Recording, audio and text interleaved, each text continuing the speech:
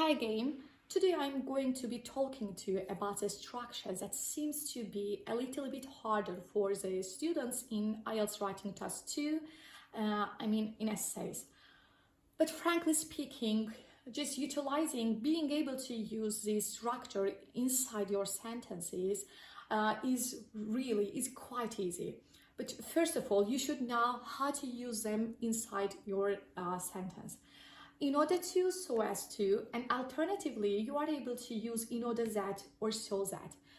In order and so as is followed with to, and then we should put verb after them.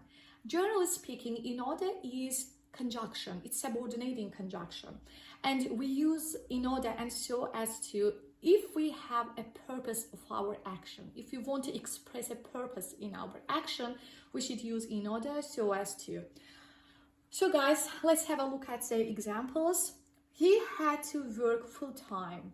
Yeah, he had to work full-time. Why? In order, I have special purpose, aim. Why? He had to work full-time because he should earn a living for herself. Yeah, she had to, himself. I made a mistake there. Okay, he had to work full-time in order to earn a living to himself. He has special purpose, goal in her action. So that's why she had to work full-time, because she needs money. He needs money, yeah? He needs to meet with her family's needs, maybe. Okay, you also alternatively are able to use in order that so that, but it's better because they are much common and they are much more academic and common. Okay, and if you want to make a negative form of in order to, it's better. You had better use not before to and plus verb in order not to do something. He did everything in order not to encourage me. Okay, let's have a look at another examples related to in order to and in order not to. In order to pass exam, I tried my utmost. In order to get a high score, I should read a lot. I should study hard. Why should I study hard? Because I want to get a high score, yeah? And in order, for example, and you may put in order not to, in order to at the very beginning of the sentence, and again, as it's written on my whiteboard, in the middle of the sentence.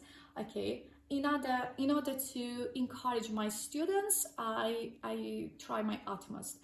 Okay, I do some things in order not to demotivate my students, in order not to feel nervous, in order not to be angry, I do some actions.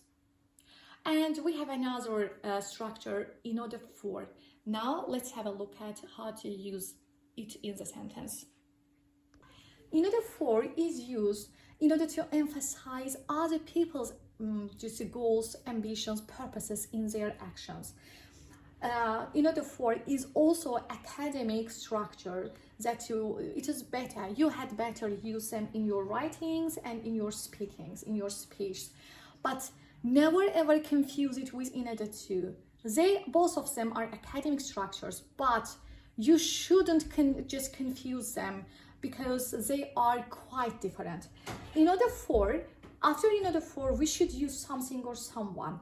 And after something or someone, we should use to plus verb. You know what does it mean?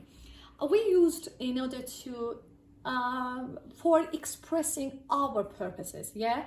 For example, I said that in order to solve something, the action pertains to me, the action belongs to me.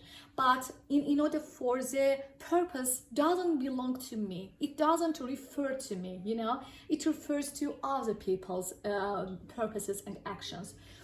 Just pay attention, please, have a look at attentively. In order for my students, in order for my children, in order for my in order for my body, yeah, you are able to put your people and also the things and stuffs. In order for my students, what? To get a high score. So what should they do in order to get high score? Yeah? In order for my students to get a high score, I try my utmost. It means I do my best. Or just have a look at another example. In order for my brain to function properly, in order for my body to move appropriately, I do exercise I try to do exercise every morning, every day.